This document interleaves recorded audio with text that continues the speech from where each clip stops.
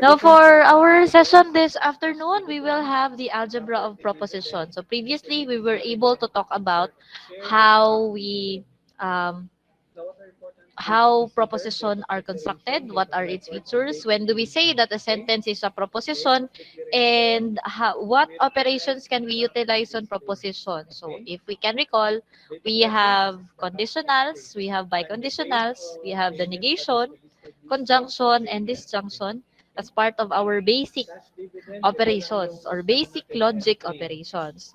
Now, we shall proceed with the slightly more other um, features or propositional operations na we can actually utilize as well. Yeah.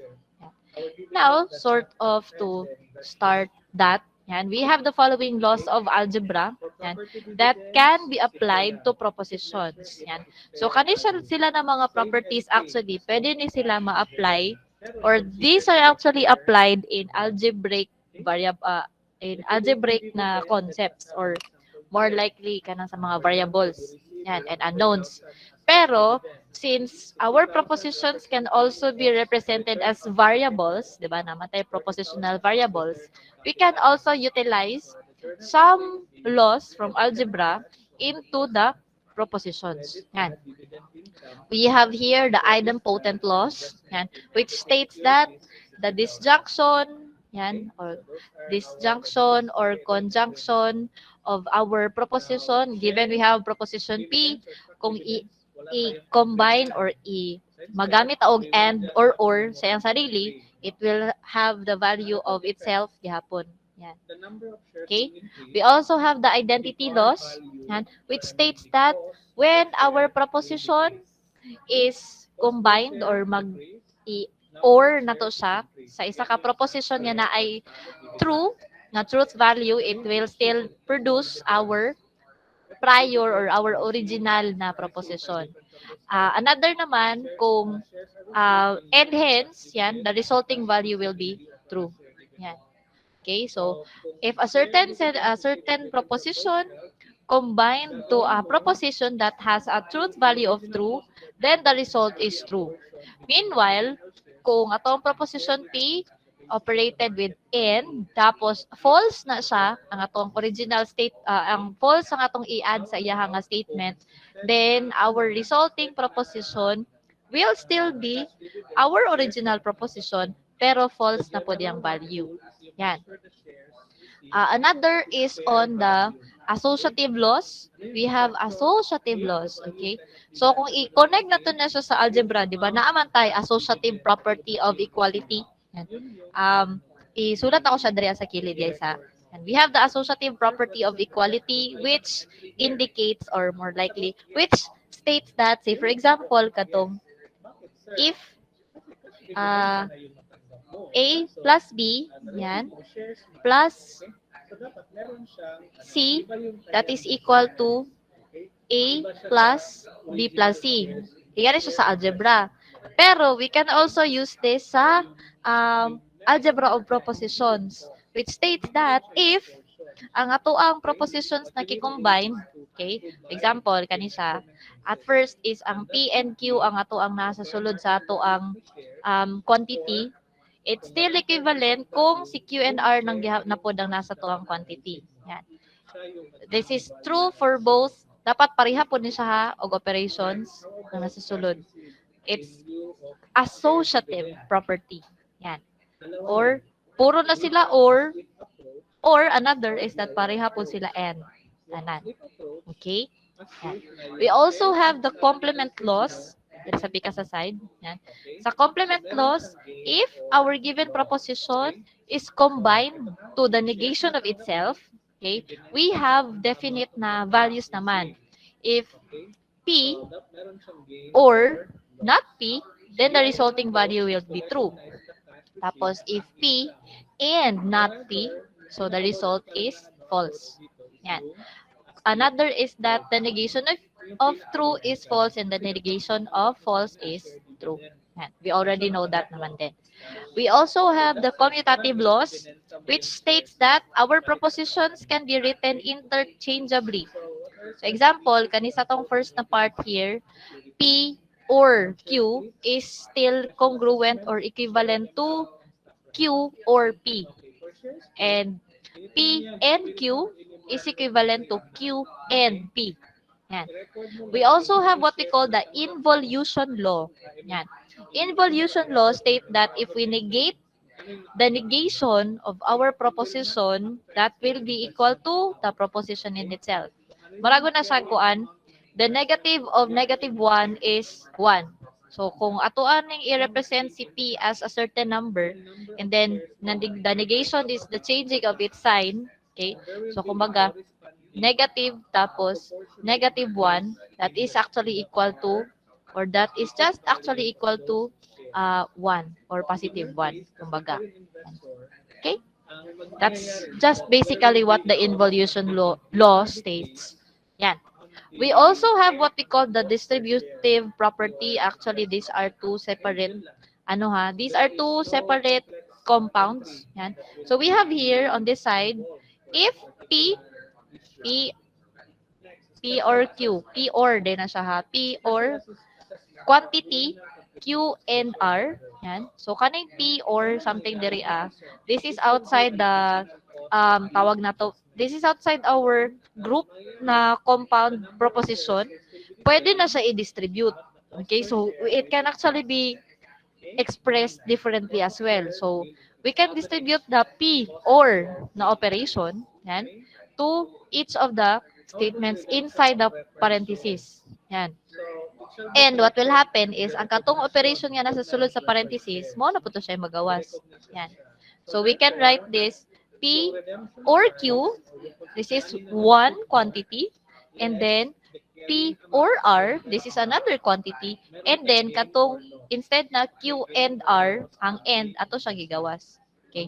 Murago na siya sa algebra gihapon. Diba nga? Say, for example, if we write, ha? I will just represent values na lang here ha. Okay, so P plus or instead na kanang or ang atong gamiton or na. So example, you have here P and um, Q Q minus R. Example, nga ni. So we can write that as the quantity P plus Q, yan, P plus Q minus P plus R. So mura siya gingana gihapon. Okay? That would be how our distributive law is illustrated. Yan. And last but not the least, we have what we call the De Morgan's law. Yan. The De Morgan's law is actually a certain law that which describes or mura siyang distributive law. Kaya lang what happens is that if we negate the compound, yan, if we try to negate the compound statement P or Q, yan, iato na siyang i-distribute dira sa sulod, what will happen is that its equivalent compound statement will be the negation of the two propositions, pero instead na kaning atong operation na ma-retain, ma-reverse siya. So example, kung originally disjunction ang ato ang operation, it becomes a conjunction. Yan. And example, if it started with a conjunction, then ini-distribute na to sa negative dito sa sulod, then it becomes a disjunction. Tapos, negated na tong duha ka statement. That is in the De Morgan's law. Okay? Yan. So, what else happens in our laws of proposition or ngano din kailangan nato mabalaan ning mga kaning mga law and properties. Sooner or later we will be dealing with simplifying our propositions. Like previously we had to talk about how our propositions can be presented or the operation on the truth values. So here, pwede na ma-determine na nato yung truth values by operating them or simplifying the propositions in itself. Okay, so we can have it that way as well. Yeah. Now, for our next or for the example that I will be presenting, I will be using the De Morgan's law. Yan. And then, how does the De Morgan's law apply to the truthfulness of the statement? Okay, so say for example, we have here, use one of the Morgan's laws, means as duha din nakabuok. Yes, these are two laws we have here. I-rewrite na ko siya dire sa kilid ha. And the Morgan's laws include the negation of the quantity of P and, or Q, and that is equivalent to the negation of P and the negation of Q. Another converse of it is the negation of P and Q is congruent to the negation of P or the negation of Q. That is our De Morgan's laws. Yan. And then here, use one of De Morgan's laws to restate the following sentence in its equivalent form. Okay? Nga nang equivalent siya. The one on the left side is actually equivalent to the one on the right side of it. Yan. So we have here our proposition, our compound proposition. It is not true that I graduated or I got the job. Yan, okay? It is not true that I graduated or I got the job. So if we represent that, yan, we have to determine our simple propositions there. So we have I graduated and I got a job. Muna to ang proposition. So for example, our proposition na I graduated as statement P, and then I got a job, that would be statement Q. If we write this whole sentence into its symbolic form, we can write that as not P. Asa na, miss? Tara, oh. It is not true. Yan. Naman tayo not din hiya sa tong sentence.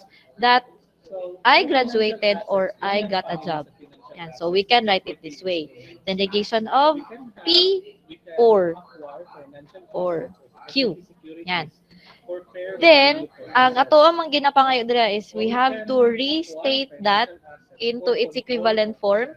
So from this given symbolic form, we can utilize one of the laws to have its equivalent form na. Yan. And in this case, among the two laws, yan, we have here kanang katong sa the negation of the compound or the conjunction or the negation of the disjunction. Yan. So we have here, this is the negation of our disjunction in this case. So we will be utilizing this one. Yan. Okay? And hence, to show our negation of P or Q, that is actually equivalent to the negation of P or, and the negation of Q. Yan. So we can write it this way. Yan. And the equivalent form of this one is not P and not Q. Okay? So, ato alam na siyang nag-drawing-drawing na ko diri gamay guys ha. Yan. So, that is how we would be writing it. And the negation of P and the negation of Q, or not P and Q, not Q. Yan. So, if we rewrite this whole sentence here, kani siya, if we rewrite this into words na gikan sa toong symbol na kani, yan, we can then state it na it is not true that I graduated or I got the job or I got a job. We can state that it is not true that I graduated or I got a job. Okay, we are doing it algebraically on the sentences. Yan. We can have it like this. It is true that I did not graduate and I did not get the job or get a job. Dili na siya got ha. That I did not get a job in this case. Okay. Yeah. It is not true that it is true that I did not graduate and I did not get a job. Yan. Miss, di ba, it is not true man siya sa sinugdanan diri Yan. Nganong na it is true naman siya? Kasi ang katong ato ang negation niya not, gi-distribute na nato siya sa each of our propositions. So from it being on the outer side of it, so gibalhin nato siya diri aman. Okay? Ginegate naman nato individually ang sentences. This one. Aha. Okay? So, ginegate naman na to siya. Diri So, wala na siya diri sa tong beginning sa sentence. Dahil na siya sa kada simple proposition na to. And, take note, we already changed our operation Kasi as equivalent niya, yan, or as we describe as the equivalent of our negation of, equivalent niya sa tuang base sa De Morgan's law.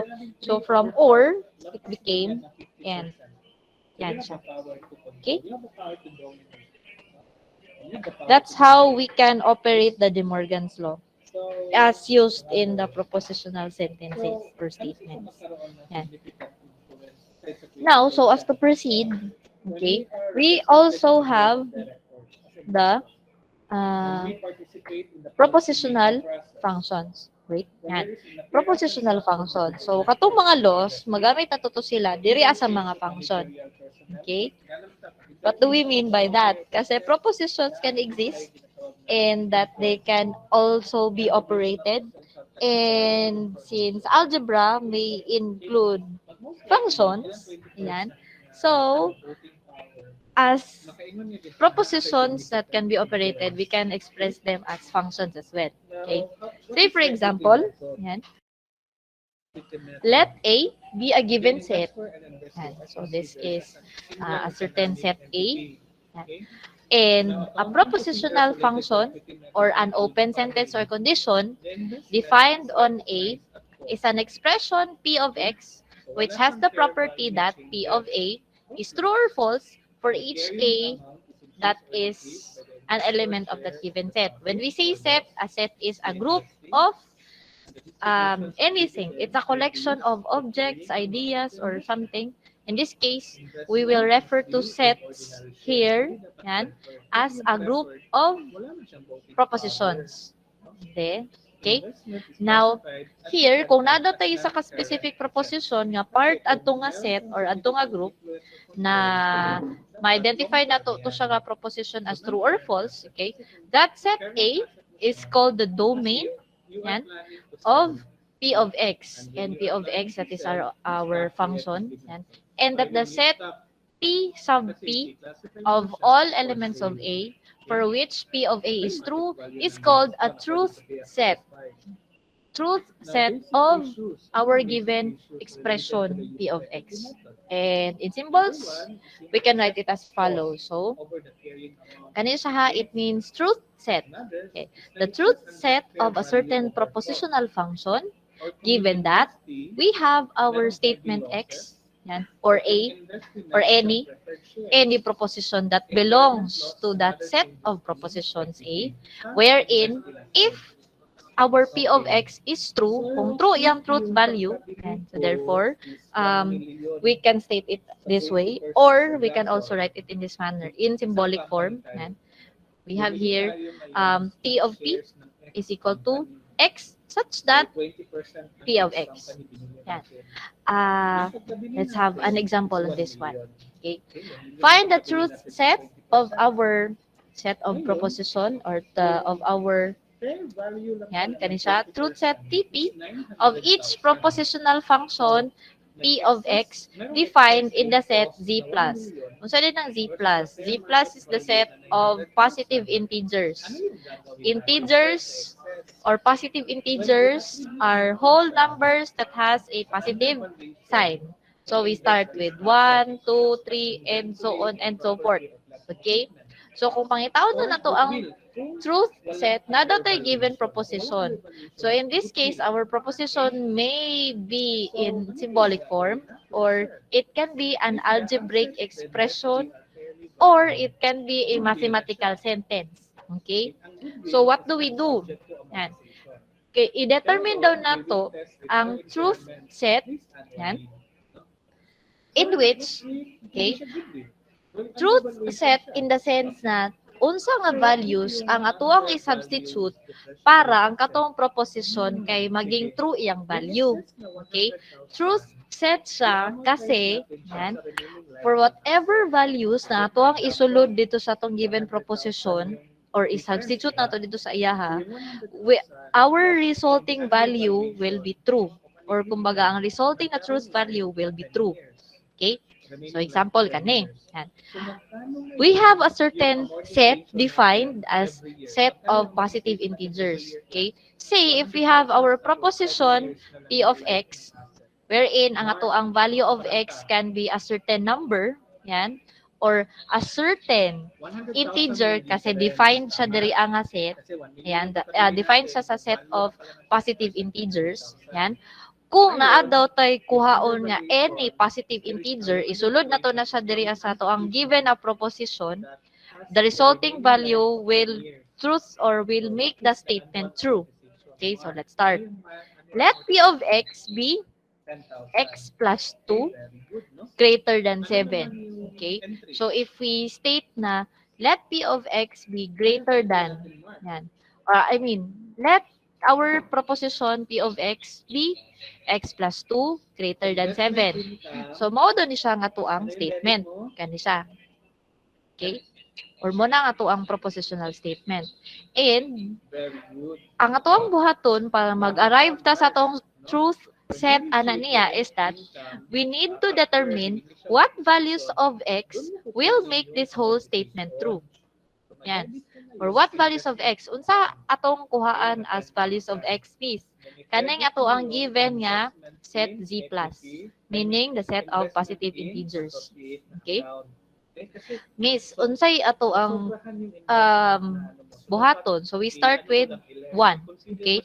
Pwede nga to ni siyang imano-mano, okay? So let's have it somewhere up here. Ayan. Say for example, if from our statement P of x is equal to x plus 2, or rather, hindi ko mag-equals. P of x, our statement P of x is this is x plus 2 is greater than 7. We need to determine unsa nga values or unsa nga positive integers ang moingon or ang atoang nga kung ato i-substitute diri will give us a value that is greater than 7. Yan. So if we start with x equals 1, or if x equals 1, so we can write that as 1 plus 2. Is it really greater than 7? 1 plus 2 is just 3. 3 is not greater than 7. So meaning, dili si 1. We can go to x equals 2. Go to x equals 3. Or go to x equals 4, x equals 5, and so on. And what we need to determine or i-try ginato kung kano sa siya nga mag-start na mahimo ni siyang true ang atong tibok statement. Yan. If, for example, we try to set it, if x is equal to 5, yan, we have there 5 plus 2, is it greater than 7? 5 plus 2 is 7, which is not greater than 7. So we can then let our x or value of x be equal to 6. So if 6 na siya, x plus 2 greater than 7, 6 plus 2 is equal to 8, which is greater than 7, which makes our statement true. Yan. Pwede na to i-try. What if x is equal to 7? Or what if x is equal to 8? And so on and so forth. Will it produce a number that is greater than 7? So if we go on further and try, yan, si 6 ang pinaka gamay na value. Yan. To make our statement true. And in this case, we can state it this way. The truth set. Yan. The truth set of our statement P of x or our propositional function, yan, is equal to x such that x is an element, yan, such that siya pagkabasa ng colon ha, x is an element kani of the set of positive integers where, yan, our propositional statement, we state it here, x plus 2 greater than 7 is equal to 6, 7, 8, and so on and so forth. Meaning, kani daw sila nga mga values, yan, okay, 6, 7, 8, and greater than that will make our given propositional statement na kaning x plus 2 greater than 7 be true. Okay? Muna nga to ang truth set. Okay? So what does it mean di ay ang atong truth set? 2? 2 nga na question mark yan. Sige. Ano siya? When we say truth set, okay, it's a set of values. Yan. Kumbaga medyo mo adto na to sa algebraic na part ani ha. Yan. It's a set of values that will make our given statement true. Okay? And our propositions here will be algebraic sentences or algebraic inequalities in this sense. Yan. Or in our based sa atong example. Our P of X it's a proposition pero it's a function at the same time. When we say function, it's a certain output-input process na naado to isulod din ha ang values as i-substitute nato sa to ang x or sa to ang um, independent variable. Yan. And then, our result would be our dependent variable. Yan. So, kumbaga, when we say function, we have, for instance, uh, f of x, okay, or when we say f of x, natay certain values of x na mag-result sa tuang nga na po tayo gina-expect na output ana. That is a function. In this case, sa true set of propositional functions, what we will do is that given a certain set of values as our katong input, yan, and our propositional function would have to be a certain algebraic equation or a certain algebraic inequality, yan, and then natay given set nga dira lang ta magkuha ang values nga i-substitute nato di ari. Okay? Now, we need to determine unsa nga values nga naa ani nga set nga kung i-substitute nato siya diri as atong given na P of X will make the P of X true. Okay? Example kani. Sa first proposition nato or first example nato, yan. Our P of X or our given propositional function states that 2x plus 2 is greater than 7. So, mangita daw og numbers na ipuli na to dira kay x para ang mo result na value idungagan na tong 2 maging greater than 7 sa. Yan. And in this case, asa lang ta mangita og numbers. Diri lang ta mangita sa set of positive integers. Kay gi-define niya na dira along data mangita. Okay? So kumbaga sa tanan positive integers, unsa nga mga positive integers nga kung i-substitute nato sa x tapos dungagan nato og 2, mo result siya og greater than 7. Nga na siya. If we write the truth set into its algebraic form, so mo ni siyang mag-appear or mo ni siya nga tong way of writing it. Yan. Pero, unsa nga mga values ang atong gina-refer di ay in this case to make our given P of X true. So, we have here 6, yan, 7, 8, and so on. Pag may tag ellipsis ha, or kani 3 dots, that's what we call an ellipsis. Yan. Singular din na siya. Ellipsis. Indicating na napatay mga following values and all of them. Yan, okay. Or and so on and so forth pa. Yan, okay. So, ang kaning ato ang set na 6, 7, 8 and everything else, yan. Kung i-substitute daw nato na siya sa tong propositional statement or propositional function na x plus 2 greater than 7, it will make this statement true. So, if you try to check, yan, x plus 2 greater than 7. If we start with 6, if,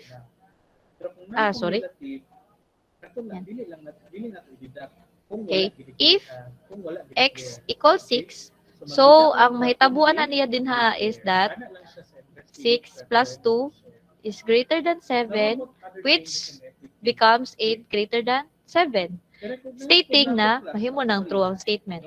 If x equals 7 naman, yan, i-substitute na to siya sa atong equation, or sa atong inequality, we can write that at 7 plus 2 greater than 7. So, 9 is greater than 7, which is also true. Yan. And then, another, x equals 8. So, we can write that as 8 plus 2 greater than 7. 8 plus 2 is 10, which is greater than 7. So, yan na siya, and so on and so forth. That is how we can determine its truth value. Sige, let's have another example. Yan. Para mas ma-clarify na to siya. Yan. Let's have another example. Let P of X be the statement or the function x plus 5 is less than 3. So, same sa itong gibuhat sa first example, mangita na po na og values na i-substitute na to kay x na kung ibutang nato siya dinhaa, it will make the statement true. Or para mahimo ni siyang true ang ato ang x plus 5 is less than 3. Okay? So what do we do or how do we determine that? Again, we can write that our truth value or truth set rather T of B. Yan. Pakasulat yapon ta nga murag ing ani siya or same ani nga tong sa previous example. What we will do is that we um, find again values from this set, from the set of positive integers, yan, na isubstitute na to kay x para maging true di siya. So what values of x can be utilized or what positive integers ang atong ibutang sa x plus 5 less than 3 para maghimo ni siyang true nga statement. Yan. Sige. What values of x can be substitute? Take note ha, ang ato ang um, take note na ang ato lang set na kuhaan og possible na answers din ha is ang positive integers. Okay? Sa positive integers lang yun ta magkuha og pwede nga i-substitute sa x. So hence, dili siya pwede nga negative ang number. Yan. Okay? And again, it's integer and that integers are a set of whole numbers. Okay? Miss, kanang anong sa positive integers lang man ta? Pwede, ay dili jud pwede mangita sa lain set. Mao man ang gi-define sa iyaha. Yan, okay? So, mao man ang gi-define sa iyaha nga sa set of positive integers lang daw ta mangita. So, dito lang po ta magkuha. Yan. What if miss kanang kuan, moingon siya nga sa set of real numbers. So sa set of real numbers, so daghan tag pwedeng pangitaon. Yan, okay? So depende siya kung asa siya gi-define nga dito lang ta magkuha og values. So dito lang po ta mag-limit nga mag-determine og values. Yan. Dili jud siya pod always na sa positive integers lang. Depende gid pod siya sa kung unsa iyang definition. Yan. Kung moingon siya nga tanan integers ang imuhang set, yan. So, pwede ka negative, pwede ka positive, pwede po na ma-appeal si zero. Pero in this case, atong example, kay positive integers lang man daw atong pangitaan. So, sa positive integers lang ta magngita og values. Yan. So, going back to our second propositional statement, yan. X plus 5 is less than 3. So, kung magkuha ta sa positive integers lang, if we start with 1, okay, example lang ha. Yan. If we start with 1, if yan, if x equals 1, so what can be written is that x plus 5 less than 3, so 1 plus 5, is it really less than 3? So 1 plus 5 is 6, which is actually not less than 3. Mas dako siya kay 3. And take note na si 1 ang ato ang smallest positive integer. So, kung mangita ta og values ani nga mahimo na siya true ang atong statement, most probably ang ato ang value kay negative ta manguha. Yan, in that case. Pero kay wala may apilang negative numbers din hiya, yan, unsa na to sa pag-state? We will write it this way. Okay? We have here, yan, the set or the truth set for our given proposition, yan, x such that x is an element of the set of positive integers where our proposition is x plus 5 less than 3. Since wala may value or walay positive integer na makapa-true ani atong statement, then we can write it as this symbol. This indicates na walay element gikan ani nga set, yan, na pwede natong magamit para mahimong true ang statement. Yan. Or another thing here is we can just, this indicates an empty set or pwede po siya nga braces lang na walay sulod. Yan. Meaning, this is an empty set. Yan. Or, to indicate na wala gyud tay value gikan sa tong given set na pwede magamit na i-substitute din na para mahimong true ang statement. Okay? Sige, let's have last example. Yan. For the propositional functions. Okay? Let our propositional function be x plus 5 is greater than or equal to 1. Okay? X plus 5 is greater than or equal to 1. Again, diri aha sa positive integers or set of positive integers lang po ta mag-focus. Yan. So, what do we do or how do we perform this operation? So, um, from the different or from the values nga nasa ato ang set of positive integers, we determine some values here. Okay? And if we start with x equals 1, yan. Okay, i-erase na nato ni diri ang side. Okay. If we start with x equals 1, yan. If x equals 1, and then mo na to ang kanina punta nga proposition magbase. Okay. X plus 5 is greater than or equal to 1. So if x equals 1 is 1 plus 5 greater than or equal to 1. So 6 greater than or equal to 1. This is true. Yan. If i-try na po nato nga x equals 2 rather. So 2 plus 5 greater than or equal to 1. So 7 is greater than 1, which is also true. Yan. In this case, if mupili pa kitag mas dagko na positive integers, it will still make our statement or our propositional function true. So we can write it this way. Yan. Instead na n, I would rather write that as, sige, nga lang siya. Instead na n, we can actually have that as z plus na lang para dili kayo mo mga lipong hanap po nagikan si n. Yan. Okay? What we can state here is that from our truth values, we have there, yan, our truth set, sorry. Okay. Our truth set, we have here x such that x is an element of the set of positive integers where x plus 5 is greater than or equal to 1. Yan. All the values gikan sa ato ang positive integer, gikan sa 1, 2, 3, and so on and so forth, this is equal to yan, still the set of positive integers. All of the values from the set of positive integers will make our given propositional statement true. Yan. Pwede nga definite lang ang number of values nga ano ka, 'di ba? The set of positive integers is an infinite set man.